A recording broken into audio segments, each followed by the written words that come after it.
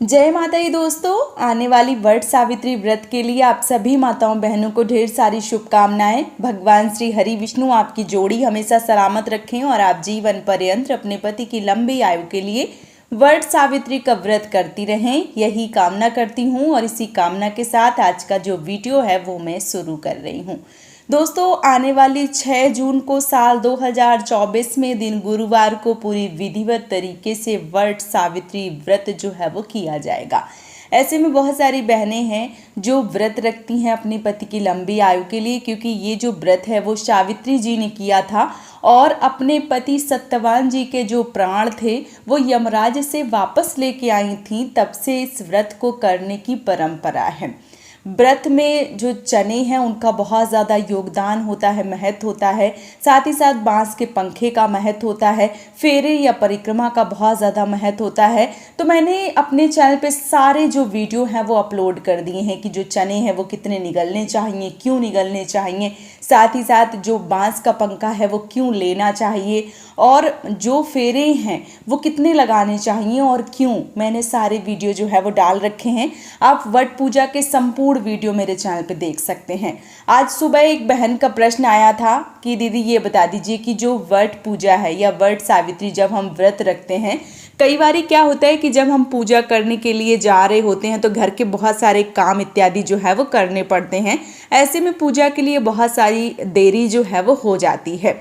तो जब पूजा देर में होती है तो क्या हमें पानी या चाय या शरबत वगैरह जो भी है वो हमें पी लेना चाहिए या नहीं पी लेना चाहिए, व्रत जो है वो हमें किस प्रकार से करना चाहिए। तो यहाँ पे मैं बोलना चाहूँगी कि जो अमावस्या का व्रत है, जो वट सावित्री व्रत है, उसमें विधान और नियम यही कहता है कि जब आप वट सावित्री व्रत में वट वृक्ष की फेरी या परिक्रमा दे लेती हैं, विधिवत रूप से पूजा अर्चना कर लेती हैं, उसके बाद ही जो वट का फल है और जो चने हैं वो निगलकर अपना जो व्रत है वो पूर्ण किया जाता है। उससे पहले इस व्रत में पानी या चाय या कोई भी अन्य खाद्य सामग्री जो है वो नहीं ली जाती है। ऐसा नियम नहीं है। नियम यही कहता है कि आपको सबसे पहले पूजा अर्चना करनी है और उसके बाद ही जो व्रत है वो पूर्ण होता है। जब पूरी पूजा हो जाए उसके बाद ही आपको जल इत्यादि जो है वो लेना होता है। अब जैसे बहुत सारी बहनें जो प्रश्न करती हैं कि दीदी सुबह अगर देर हो जाए तो आप कोई ऐसा कार्य, मान लीजिए घर में गृहस्थ जीवन से जुड़ी हुई हैं या बहुत सारे लोग गांव इत्यादि से जुड़े हुए हैं, तो गांव में बहुत सारा कार्य होता है, मैं समझती हूँ।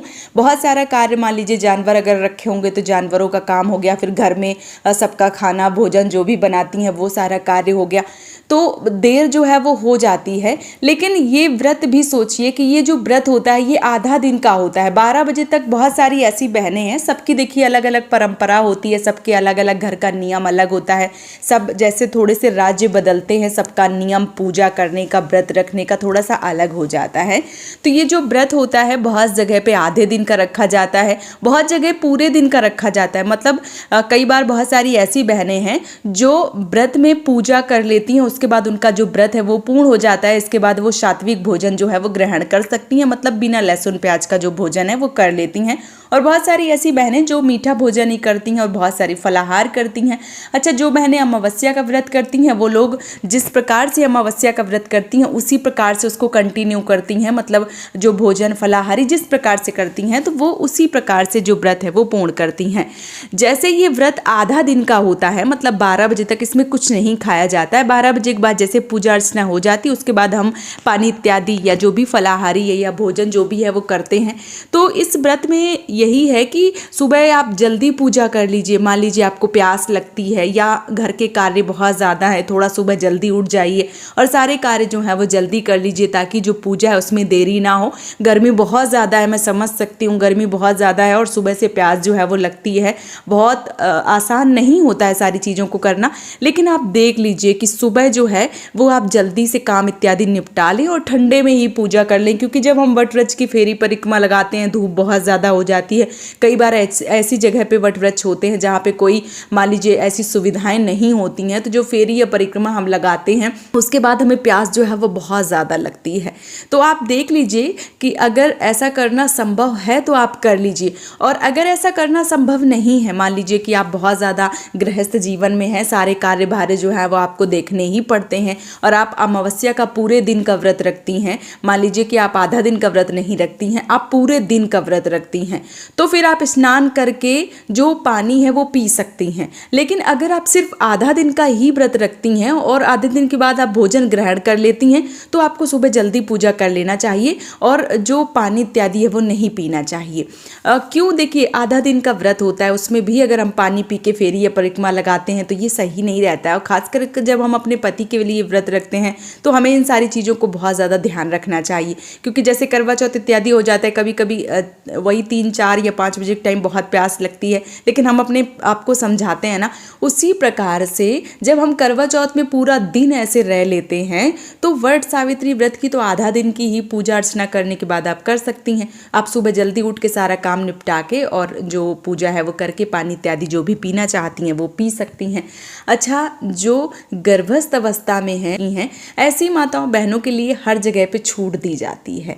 ऐसी माताएं बहनें स्नान इत्यादि करके, अगर उनको परेशानी ज़्यादा हो रही है, वैसे मैं यहाँ पे बोलना चाहूँगी कि जो गर्भवती स्त्रियाँ हैं, जो भी ऐसी बहनें हैं जिन्होंने जो गर्भस्थ है वो धारण किया हुआ है, जो प्रेग्नेंट वूमेन है, उनको मुझे ऐसा लगता है कि घर पे ही जो डाल वगैरह है वो मंगा के पूजा अर्चना कर लेनी चाहिए और सुबह जल्दी ही कर लेनी चाहिए। उसके बाद अपना जो फलाहारी वगैरह है या भोजन वगैरह जो भी लेती हैं वो आप ले सकती हैं।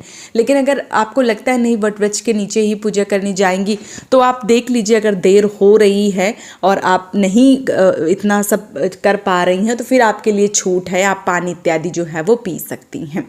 बाकी जो भी अच्छे हैं, जिनकी अवस्था ऐसी है कि वो सब कर सकते हैं, लेकिन नहीं, उनको एक मतलब मन में ये ठान लिया है कि नहीं सुबह हमें चाय या पानी पी के ही फेरी लगानी है, तो ये गलत है, क्योंकि नियम ये नहीं कहता है। आप अपने आप से कुछ भी बना लें और कुछ भी कर लें, वो एक अपनी बात है।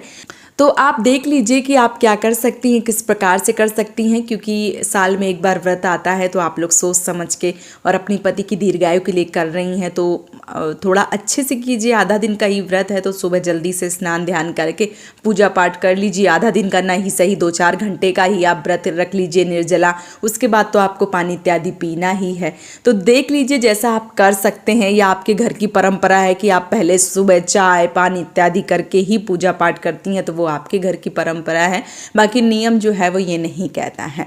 तो उम्मीद करती हूँ कि आज के वीडियो से आपको काफ़ी जानकारी मिल गई होगी। अगर आपके मन में कोई प्रश्न है तो आप मुझे कमेंट सेक्शन में ज़रूर बताइए, मैं अगर जवाब दे पाऊंगी तो ज़रूर दूंगी, नहीं तो वीडियो जो है वो पक्का बना दूंगी। तो आप लोग मुझे ज़्यादा से ज़्यादा सपोर्ट करें, कमेंट करें, मेरे चैनल को सब्सक्राइब करें, लाइक करें। एक बार फिर से आप सभी माताओं बहनों को वट सावित्री व्रत की ढेर सारी शुभकामनाएं। जय माता दी दोस्तों।